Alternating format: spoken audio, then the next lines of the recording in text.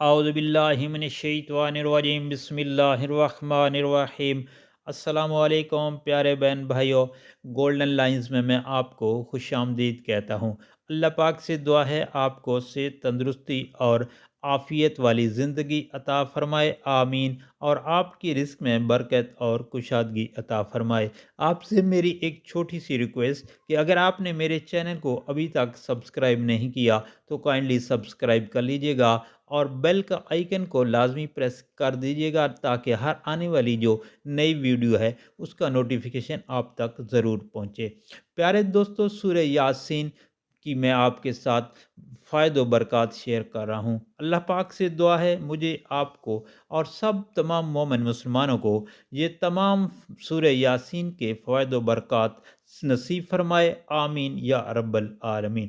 سورہ یاسین کے دوستو بہت زیادہ فائد و برکات ہیں، انلمیٹڈ ہیں۔ سورہ یاسین کے بہت فضائل ہیں، مختلف احادیث میں جمع کیے گئے ہیں۔ عطا بن ابی رباح رضی اللہ تعالی عنہ سے روایت ہے کہ نبی کریم صلی اللہ علیہ وآلہ وسلم نے ارشاد پاک فرمایا کہ جو شخص سورہ یاسین کو شروع دن میں یعنی فجر کی نماز کے بعد پڑھے، اس دن کی تمام حاجات اللہ تعالیٰ کے حکم سے پوری ہو جائیں گی۔ حضرت ابو ہریرہ رضی اللہ تعالیٰ عنہ سے روایت ہے کہ نبی کریم صلی اللہ علیہ وآلہ وسلم نے ارشاد پاک فرمایا، اللہ تعالیٰ نے زمین اور آسمان کی تخلیق یعنی زمین اور آسمان کو پیدا کرنے سے 1000 سال قبل یعنی 1000 سال پہلے سورہ طٰہٰ اور سورہ یاسین کی تلاوت فرمائی۔ جب فرشتوں نے یہ سنا تو کہنے لگے، خوشی اس امت کے لیے جن پر یہ صورتیں نازل ہوں گی۔ سعادت مند ہیں وہ سینے جو ان صورتوں کو محفوظ کریں گے، اور سعادت مند ہیں وہ زبانیں جو ان صورتوں کی تلاوت کریں گی۔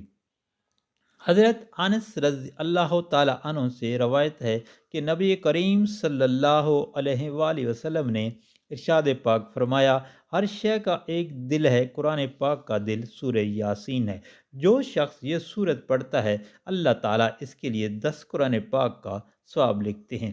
نبی پاک صلی اللہ علیہ وآلہ وسلم نے ارشاد پاک فرمایا کہ جو شخص دن کے اول حصے یعنی صبح شروع ہونے سے پہلے سورہ یاسین پڑھ لیتا ہے، اس کی پورے دن کی ضروریات پوری کر دی جاتی ہیں۔ جس شخص کا ہر رات سورہ یاسین پڑھنے کا معمول ہو، پھر وہ شخص اپنے بستر پر مرے، اللہ تعالیٰ اس کو شہداء میں شامل کریں گے۔ دوستو بہت فضیلت ہے اس سورت کی۔ جو شخص رات کے وقت یہ سورت پڑھ لیتا ہے وہ اس حال میں صبح کرتا ہے کہ اس کے پچھلے تمام صغیرہ گناہ بخش دیے جاتے ہیں۔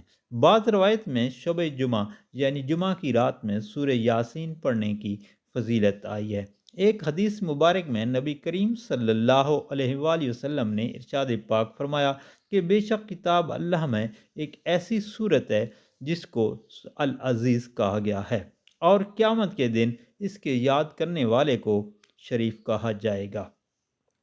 وہ اپنے اس یاد کرنے والے کی شفاعت کرے گی، اپنے صاحب کے لیے ربیہ اور مضر سے بھی زیادہ لوگوں کی، اور وہ سورت یاسین ہے۔ علماء کرام سورہ یاسین پڑھنے کے بہت زیادہ برکات و فوائد کا ذکر کرتے ہیں۔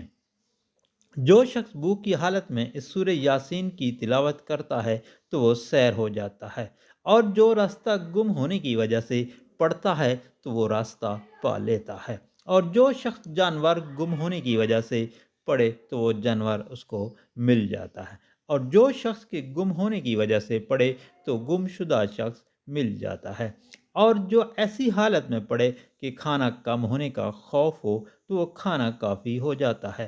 جو ایسے شخص کے پاس پڑے جو نزاع میں یعنی موت زندگی کی کشمکش میں مبتلا ہو تو اس وقت اس پر نزاع میں آسانی ہو جاتی ہے۔